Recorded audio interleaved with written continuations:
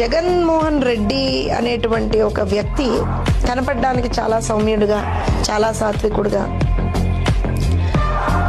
అంటే చాలా వినయంగా కనపడతాడు. అలాంటి వ్యక్తి థంపింగ్ మెజారిటీ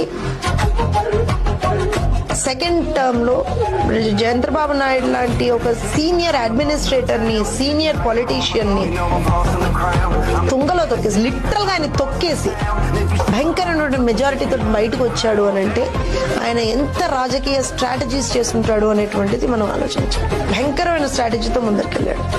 ఎక్కడా కనపడనీయలేదు ఆ స్ట్రాటజీ, ఎక్కడా ఎమోషన్స్ బయటపడనీయలేదు. ప్రతి ఒక్క వాట్ షుడ్ ఐ సే సర్వేలు చెప్పినా ఏం చెప్పినా ఆయన ఎక్కడా కూడా బయటపడలేదు.